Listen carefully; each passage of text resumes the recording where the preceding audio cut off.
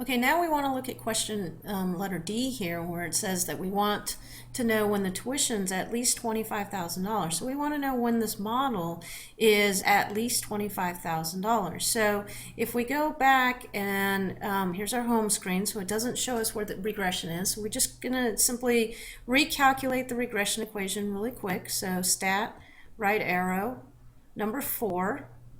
And we don't need to store it anymore because it's still stored in our y equals. So we can skip this step and just go directly to calculate and then hit the enter key. And so we know that our equation is, or what we're looking here is 915.94, and this is the amount of increase in dollars per year, T plus, and then our vertical intercept is the 0,12,769.95.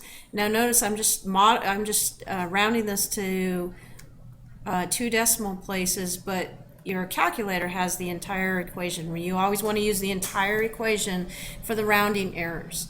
Okay, and as you notice, this value is slightly different than this value because this is the actual value. This is the model, so your values will be slightly different.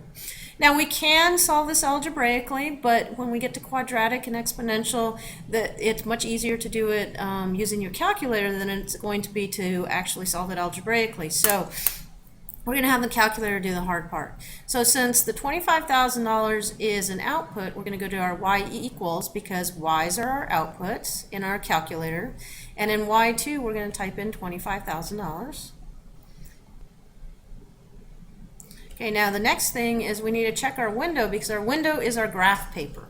And right now it's saying that our inputs are going from -10 to 10. Well, that doesn't make sense. The negative doesn't make sense. So we want to change this to 0. And we want more than 10 because $25,000 is beyond the 10th year. So this is just kind of a guess. I'm going to go to 16, and then I'm going to have my calculator count by 2's. So that's the scale. Those are the little tick marks on your graph paper. These are our outputs, and -10 to 10 really doesn't make sense. Our least output is the 12,700, so I'm just going to start this at 10,000. Remember, this is kind of like your HD TV. You want it bigger, not smaller. So you want to see a lot more what's going on. We need to go to 25,000. So I'm going to go to 30,000. And I'm going to count this by, I don't know, maybe 2,000s or 2,500s. 2,500, I guess. Okay, so now that that's complete, then we're going to go ahead and hit our graph. So here is our model. And here is our $25,000 line. So we want to find this point of intersection. So our calculator does that. So the whole idea here is to have the calculator find the point of intersection. And we do that by second, trace, number 5. So second, trace. There's lots of different things to calculate, and we want number 5 for the intersection. Your cursor shows up someplace on your screen. I'm just going to move it close to that intersection point by hitting the right arrow key. Remember, you always read a graph from left to right, so you're always using the right and left arrow key. So I'm close now, and I'm going to hit the enter key 3 times. It's just selecting each line and then a guess. So we're going to hit after we did second, trace 5, and then you move the cursor.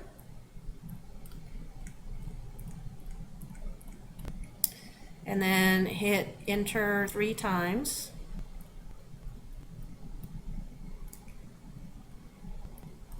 And your intersection is 13.35, 25,000. So this says that our $25,000 is met at 13.35 years. Okay, so at 13.35 years since the 96 school year, the tuition is at least $25,000.